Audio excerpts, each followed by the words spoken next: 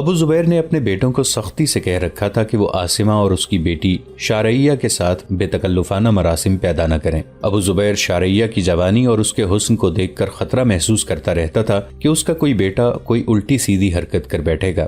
یہ خطرہ صرف اس صورت میں ختم ہو سکتا تھا کہ عاصمہ اور شارعیہ اسلام قبول کر لیں اور ابو زبیر اپنے کسی ایک بیٹے کی شادی شارعیہ کے ساتھ کر دے، لیکن عاصمہ اسلام قبول کرنے سے صاف انکار کر چکی تھی۔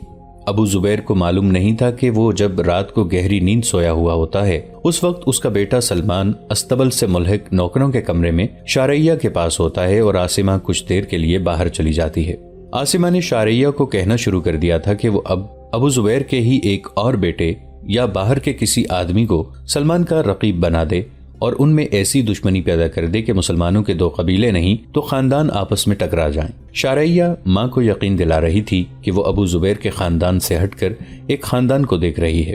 حضرت عمر رضی اللہ عنہ کے ایک حکم نے اس خطرے کو ختم کر دیا، لیکن خطرے میں اضافے کا امکان بھی تھا۔ حکم یہ تھا کہ مرتدین کے جن افراد کو غلام اور لونڈیاں بنایا گیا تھا انہیں آزاد کر کے ان کے رشتہ داروں کے حوالے کر دیا جائے۔ ہم پہلے بھی بیان کر چکے ہیں کہ اس حکم پر ان لوگوں نے اعتراض کیا تھا جن کے پاس غلام اور لونڈیاں تھیں۔ اس کی اجازت خلیفہ اول حضرت ابو بکر رضی اللہ عنہ نے دی تھی، لیکن خلیفہ دوم حضرت عمر رضی اللہ عنہ کی سیاست کچھ اور تھی۔ سالار مثنہ بن حارثہ نے بھی عمر رضی اللہ عنہ کو مشورہ دیا تھا کہ مرتدین میں سے بہت سے لوگ تائب ہو چکے ہیں، بہتر ہوگا کہ انہیں اعتماد میں لے لیا جائے اور ان کے عزیز رشتہ دار واپس کر دیے جائیں۔ عمر رضی اللہ عنہ نے خود بھی یہی سوچا تھا۔ مرتدین اب سچے دل سے مسلمان ہوئے تھے، یہ اسلام کی عسکری طاقت تھے۔ عمر رضی اللہ عنہ نے غلاموں اور لونڈیوں کو آزاد کرنے کا حکم نامہ جاری کر دیا۔ ابو زبیر نے عاصمہ اور اس کی بیٹی شارعیہ کو اپنے پاس بلایا۔ آج سے تم اس گھر کی لونڈیاں نہیں ہو، ابو زبیر نے انہیں کہا۔ تم نے خلیفہ کا حکم سن لیا ہے، لیکن میں تمہیں گھر سے نہیں نکال سکتا۔ تم یہ بتاؤ کہ میں تمہیں کس کے حوالے کروں؟ اپنا کوئی قریبی رشتہ دار بتاؤ، میں تمہیں وہاں چھوڑاؤں گا۔ یہ میں 1-2 روز بعد بتا سکوں گی، عاصمہ نے کہا۔ میرا دور کا ایک رشتہ دار مدینہ میں ہے، اس نے اسلام قبول کر لیا ہے اور اس نے کچھ عرصہ پہلے یہاں سے ایک گھوڑا بھی خریدا تھا۔ عاصمہ اسی روز ابن داؤد سے ملی۔ ابن داؤد ابھی مدینہ میں تھا۔ اب وہ حبیب بن کعب کے گھر نہیں بلکہ ایک دوست کے گھر رہتا تھا۔ اس کا یہ دوست دراصل یہودی تھا جس نے اپنے آپ کو مسلمان ظاہر کر رکھا تھا۔ وہ بڑھئی کا کام کرتا تھا، وہ مدینہ کا رہنے والا نہیں تھا۔ کوئی دور دراز کا گاؤں بتاتا تھا جہاں سے وہ روزی کمانے کے لیے مدینہ آیا اور یہیں آباد ہو گیا تھا۔ شارعیہ کی ملاقاتیں عاصمہ نے ابن داؤد سے بھی کرائیں تھیں۔ ابن داؤد نے شارعیہ کو بتایا کہ اس نے مسلمانوں سے اپنے باپ اور 2 ماموں کے خون کا انتقام لینا ہے اور اسلام کو تخریب کاری سے تباہ کرنا ہے۔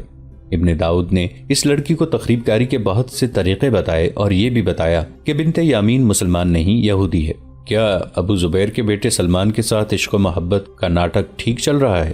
ابن داؤد نے اس سے پوچھا۔ وہ تو میرے عشق میں پاگل ہوا جا رہا ہے، شارعیہ نے ہنستے ہوئے جواب دیا تھا، لیکن اس کے باپ نے حکم دے رکھا ہے کہ میرے ساتھ اس کا کوئی بیٹا شادی نہیں کر سکتا۔ سلمان کہتا ہے کہ باپ نے شادی کی اجازت نہ دی تو وہ مجھے ساتھ لے کر مدینہ سے ہمیشہ کے لیے نکل جائے گا۔ میں بتا نہیں سکتی کہ اس کی حالت کیا ہو رہی ہوگی۔ اب ایسے ہی ایک اور نوجوان کو پاگل کر دو، ابن داؤد نے کہا۔ میں تمہیں بتاتا ہوں وہ کون ہے۔ ابن داؤد نے اسے ایک نوجوان کا نام اور خاندان بتا کر کہا، اسے سلمان سے ٹکر کرا دو، پھر سلمان کے باپ کے کان میں ڈال دو کہ اس خاندان کے اس لڑکے نے تم پر دست درازی کی ہے۔ ابن داؤد نے اسے کچھ اور ہدایات بھی دی تھی۔ تم دیکھتے چلو ابن داؤد، شارعیہ نے کہا تھا، میں گھر کی دیواروں کے اندر رہ کر مدینہ میں خون کی ندیاں بہا دوں گی۔ ذہن میں ایک سوچ اور مقصد رکھو، ابن داؤد نے کہا تھا۔ مقصد یہ ہے کہ ہمیں مسلمانوں کے جاہلیت کے انہی اندھیروں میں واپس دھکیلنا ہے جہاں سے انہیں محمد صلی اللہ علیہ وسلم نے نکالا تھا۔ ان کے آپس کے اختلافات موجود ہیں، ہم نے ان اختلافات کو دشمنی کا رنگ دینا اور انہیں آپس میں ٹکرانا ہے تاکہ یہ ایک دوسرے کا خون بہا بہا کر ختم ہو جائیں۔ ہم کئی اور طریقے استعمال کر رہے ہیں۔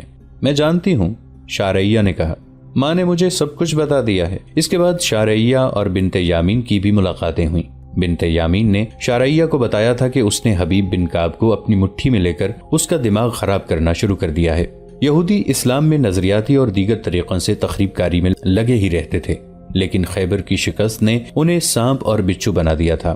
ان کے 3 قبیلے بنو قریظہ، بنو نضیر اور بنو قیقاع رسول اللہ صلی اللہ علیہ وآلہ وسلم کے ہاتھوں شکست کھا کر منتشر ہو گئے تھے، مگر درپردہ اکٹھے ہو کر انہوں نے مسلمانوں کے خلاف زمین دوز کارروائیاں شروع کر دیں، بلکہ پہلے سے زیادہ خطرناک اور تیز تر کر دی تھیں۔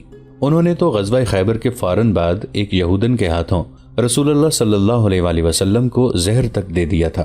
عاصمہ اور شارعیہ کو ابو زبیر نے آزاد کر کے ابن داؤد کے حوالے کر دیا۔ ابن داؤد انہیں اپنے بڑے دوست کے گھر لے گیا۔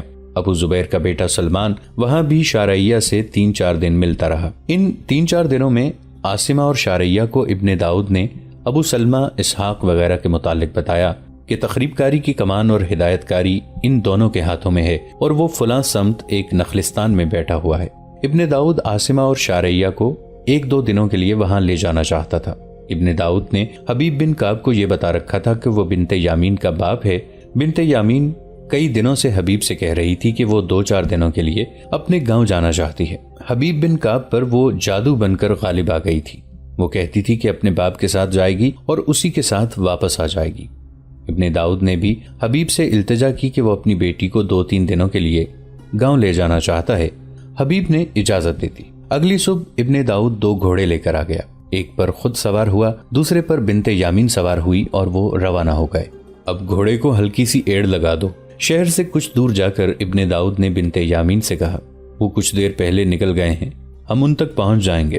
دونوں گھوڑوں کی رفتار تیز ہو گئی۔ افق سے سورج ابھر رہا تھا جب انہیں 1.5 میل دور 3 گھڑ سوار جاتے دکھائی دیے۔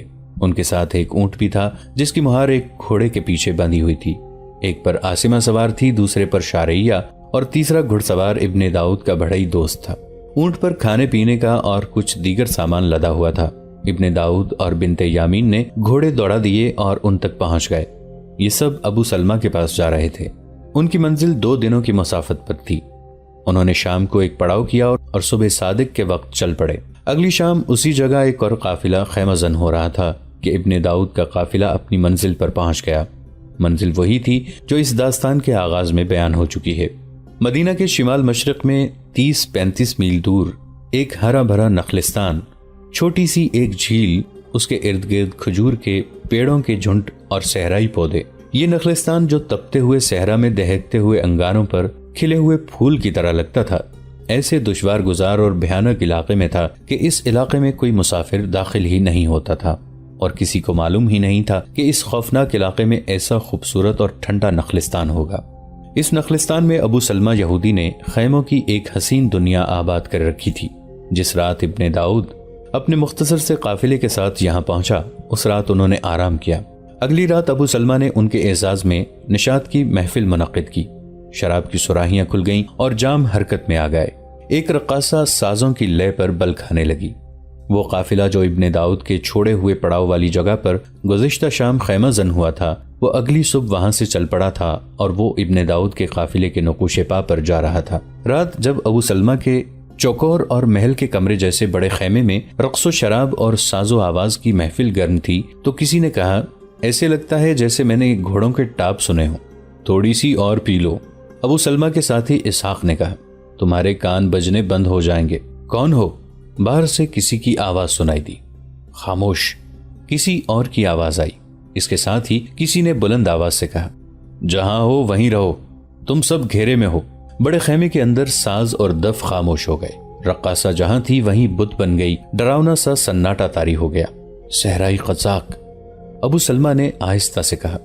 اس کمرے جیسے خیمے کے 2 دروازے تھے۔ دونوں طرف سے آدمی اندر آنے لگے۔ ہر ایک کے ہاتھ میں ننگی تلوار تھی۔ ان میں ایک ابو زبیر، اس کا بیٹا سلمان اور 3 اور بیٹے تھے۔ حبیب بن کعب تھا اور 4 اس کے دوست تھے۔ بنت یامین، حبیب نے اپنی بیوی سے پوچھا، تم تو اپنے گاؤں جانا چاہتی تھی، یہاں کیسے آ گئیں؟ کیا ابن داؤد تمہارا باپ ہے؟ کیا تم مسلمان ہو؟ بنت یامین کا منہ حیرت اور خوف سے کھل گیا تھا۔ وہ کچھ بول نہ سکی۔ حبیب کے ہاتھ میں تلوار تھی۔ وہ آہستہ آہستہ بنت یامین کے قریب گیا۔ فانوسوں کی روشنی میں حبیب کی تلوار آسمانی بجلی کی طرح چمکی اور دوسرے لمحے بنت یامین کا سر فرش پر گرا اور دھڑ الگ گرا۔ رقاصہ اور اس کی ساتھی لڑکیوں کی چیخیں نکل گئیں۔ شارعیہ، ابو زبیر نے کہا، تم ان سے الگ ہٹ جاؤ، ادھر آ جاؤ۔ شارعیہ تیز تیز چلتی ابو زبیر کے ساتھ جا کھڑی ہوئی۔ بدتینت لڑکی، ابن داؤد نے دانت پیستے ہوئے شارعیہ سے کہا، انہیں تو یہاں لائی ہے، یہ کرتوت تیری ہی ہو سکتی ہے، کیا یہ سچ ہے؟ عاصمہ نے شارعیہ سے پوچھا، کیا تو نے مخبری کی ہے؟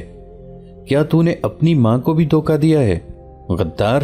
وہ درندوں کی طرح پنجے آگے کر کے اور غصے سے دانت نکال کر شارعیہ کی طرف بڑھی۔ میں تیرا گلا گونٹ دوں گی۔ وہ شارعیہ پر جھپٹنے ہی لگی تھی کہ ابو زبیر کی تلوار کے بھرپور وار نے اس کے سر اور جسم کا رشتہ کاٹ دیا۔ باقی سب سن لو، شارعیہ نے کہا، ان سب کو میں یہاں لائی ہوں۔ ابن داؤد نے سارا راز مجھے دیا تھا۔ تم بدقسمت ہو لڑکی، ابن داؤد نے کہا، تمہیں جو دولت ہم سے ملنی تھی وہ تمہیں ان لوگوں سے نہیں مل سکتی۔ مجھے جو دولت ان لوگوں سے ملی ہے وہ تم نہیں دے سکتے، شارعیہ نے کہا۔ میری ماں ان کی لونڈی تھی، میں ان کی لونڈی تھی۔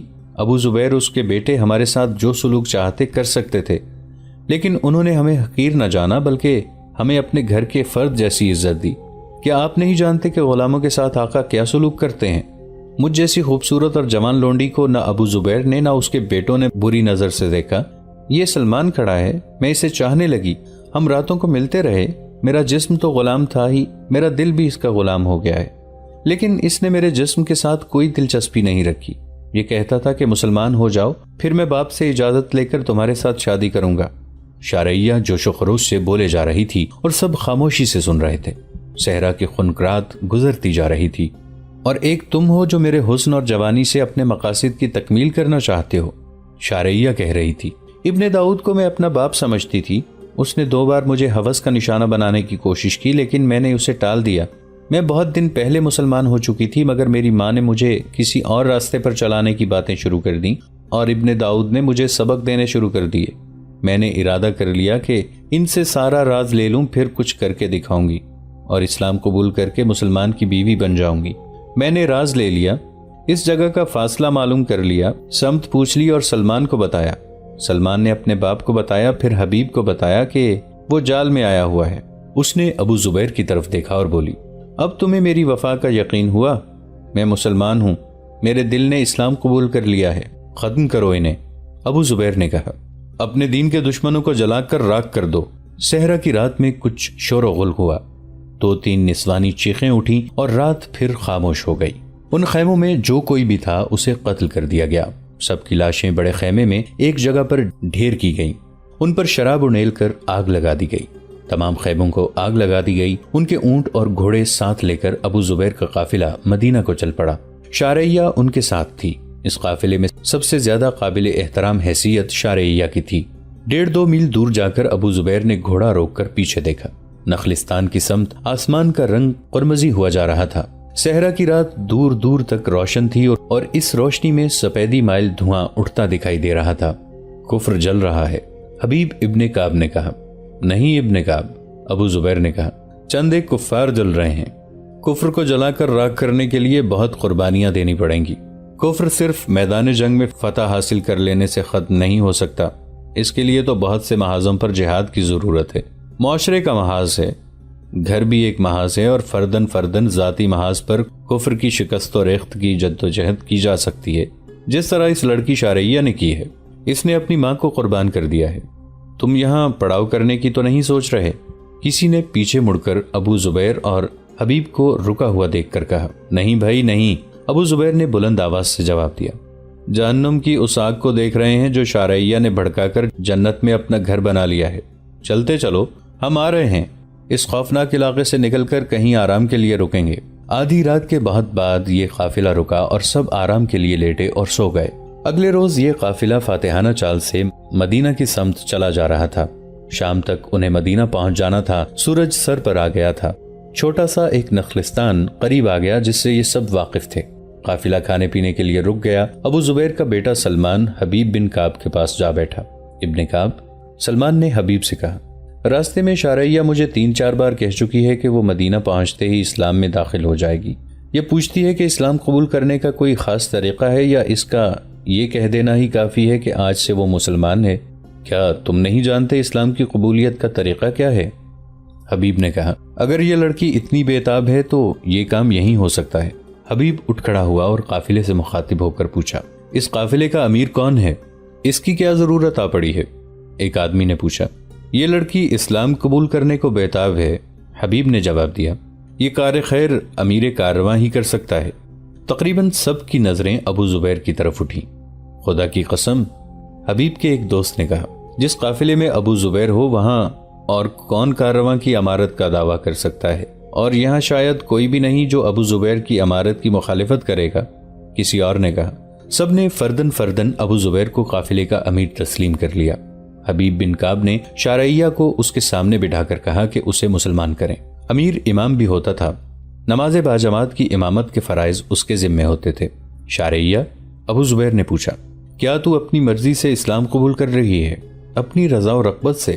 شارعیہ نے جواب دیا، کیا اللہ کے سوا تجھے کسی انسان کا خوف طاری ہے؟ ابو زبیر نے پوچھا، کسی مسلمان نے تجھ پر تشدد تو نہیں کیا؟ کسی نے کوئی لالچ تو نہیں دیا؟ نہیں۔ ابو زبیر نے اس وقت کے طریقے کے مطابق شارعیہ کو حلقہ بگوش اسلام کر لیا۔ امیر کارواں نکاح بھی پڑھا سکتا ہے؟ ابو زبیر نے کہا، بے شک بے شک۔ کئی آوازیں اٹھیں۔ ابو زبیر نے اپنے بیٹے سلمان کو بلا کر شارعیہ کو پاس بٹھایا اور ان کا نکاح پڑھا دیا۔ اس وقت 2 گھڑ سوار مدینہ سے عراق کے محاذ کو جا رہے تھے۔ تاریخوں میں ان کے نام محمیہ بن زنیم اور شداد بن اوس لکھے ہیں۔ وہ خلیفہ حضرت عمر رضی اللہ عنہ کا ایک انتہائی ضروری پیغام ابو عبیدہ رضی اللہ عنہ کے نام لے جا رہے تھے۔ اس وقت ابو عبیدہ رضی اللہ عنہ شام کے محاذ پر سالار تھے اور سپہ سالار خالد رضی اللہ عنہ بن ولید تھے۔ پیغام کے الفاظ جو تاریخ کے دامن میں محفوظ ہیں وہ یہ تھے، خلیفہ عمر بن الخطاب کی طرف سے ابو عبیدہ کے نام، بسم اللہ الرحمن الرحیم، میں تجھے اللہ سے ڈرتے رہنے کی نصیحت کرتا ہوں۔ اللہ لازوال ہے اور اللہ ہی ہے جو ہمیں گمراہی سے بچاتا ہے اور اندھیرے میں روشنی دکھاتا ہے۔ میں تجھے خالد بن ولید کی جگہ وہاں کے تمام لشکر کا سپہ سالار مقرر کرتا ہوں۔ فوراً اپنی جگہ سنبھالو، ذاتی مفاد کے لیے مومنین کو کسی مشکل میں نہ ڈالنا، انہیں اس پڑاؤ میں نہ ٹھہرانا جس کے متعلق تو نے پہلے دیکھ بھال نہ کر لی ہو۔ کسی بھی لڑائی میں دستوں کو اس وقت بھیجنا جب وہ پوری طرح منظم ہو، اور کوئی ایسا فیصلہ نہ کرنا جس سے مومنین کا جانی نقصان ہو۔ اللہ نے تجھے میری آزمائش اور مجھے تیری آزمائش کا ذریعہ بنایا ہے۔ دنیاوی لالچوں سے بچے رہنا، دنیا کی طرف سے اپنی آنکھ بند کر لو، ورنہ یہ تجھے بھی اسی طرح ہلاک کرے گی جس طرح تجھ سے پہلے کے لوگوں کو اس نے ہلاک کیا ہے۔ کہیں ایسا نہ ہو کہ جس طرح تجھ سے پہلے کے لوگ تباہ ہوئے تو بھی طمع سے تباہ ہو جائے۔ تو جانتا ہے وہ اپنے رتبے سے کس طرح گرے ہیں۔ اس پیغام کا مطلب صاف تھا۔ حضرت عمر رضی اللہ عنہ نے مسند خلافت پر بیٹھتے ہی خالد رضی اللہ عنہ بن ولید کو سپہ سالاری سے معزول کر دیا تھا، اور ابو عبیدہ رضی اللہ عنہ کو، جو خالد رضی اللہ عنہ کے ماتحت سالار تھے، سپہ سالار بنا دیا تھا۔ اس پیغام سے 4-5 روز پہلے عمر رضی اللہ عنہ کا ایک اور پیغام عراق کے محاذ کو جا رہا تھا۔ یہ خلیفہ اول حضرت ابو بکر صدیق رضی اللہ عنہ کی وفات کی اطلاع تھی، جو ایک حبشی مسلمان یرفا لے جا رہا تھا۔ یرفا حضرت عمر رضی اللہ عنہ کا غلام ہوا کرتا تھا۔ عمر رضی اللہ عنہ غلامی کو پسند نہیں کرتے تھے، اس لیے انہوں نے یرفا کو آزاد کر دیا تھا۔ خالد رضی اللہ عنہ بن ولید کی معزولی کا پیغام لے جانے والے 2 قاصد بہت کم پڑاؤ کرتے اور تیز رفتار سے جا رہے تھے، اسی لیے وہ 4-5 دن بعد چلے ہوئے اس دن عراق کے محاذ پر پہنچے جس دن یرفا پہنچا۔ اس طرح حضرت ابو بکر رضی اللہ عنہ کی وفات کی اطلاع اور حضرت عمر رضی اللہ عنہ کا خالد رضی اللہ عنہ بن ولید کی معزولی کا پیغام منزل پر اکٹھے پہنچے۔ چونکہ یہ پیغام ابو عبیدہ رضی اللہ عنہ کے نام تھا، اس لیے ان کو ہی دیا گیا۔ انہوں نے دونوں پیغام پڑھے اور جیب میں ڈال کر قاصدوں کو رخصت کر دیا۔ ان دنوں خالد رضی اللہ عنہ بن ولید رومیوں کے خلاف لڑ رہے تھے اور انہوں نے دمشق کو محاصرے میں لے رکھا تھا۔ اکتوبر 634 عیسوی کے اوائل میں خالد رضی اللہ عنہ بن ولید نے بڑی ہی خونریز اور طویل لڑائی لڑ کر دمشق فتح کر لیا۔ رومیوں نے ہتھیار ڈال دیے اور دمشق پر مسلمانوں کا قبضہ مستحکم ہو گیا۔ حضرت خالد رضی اللہ عنہ بن ولید نے پہلا کام یہ کیا کہ خلیفہ اول حضرت ابو بکر رضی اللہ عنہ کے نام پیغام لکھوایا۔ اس میں دمشق کی فتح کی خوشخبری تھی اور اس جنگ کی تفصیل لکھوائی جو انہوں نے جانوں کی بے دریغ قربانیاں دے کر جیتی تھی۔ مال غنیمت کی بھی تفصیل لکھوائی اور یہ بھی لکھوایا کہ مال غنیمت کا 5واں حصہ خلافت کے لیے چند دنوں میں بھیج دیا جائے گا۔ پیغام لکھوا کر خالد رضی اللہ عنہ نے قاصد کو دیا اور اسے رخصت کر دیا۔ یہ پیغام حضرت ابو بکر رضی اللہ عنہ کے نام 1 اکتوبر 634 عیسوی بمطابق 2 شعبان 13 ہجری کے روز بھیجا جا رہا تھا۔ دوستو، آج کے لیے اتنا ہی۔ اسی کہانی کی اگلی قسط کے ساتھ بہت جلد حاضر ہوں گے۔ نیچے کامنٹ سیکشن میں اپنی رائے کا اظہار ضرور کیجیے گا۔ ہمارے اس چینل کو سبسکرائب کر کے نیچے موجود بیل آئیکن کو بھی ضرور کلک کیجیے گا۔ اگلی ملاقات تک کے لیے ہمارا اور آپ کا اللہ نگہبان۔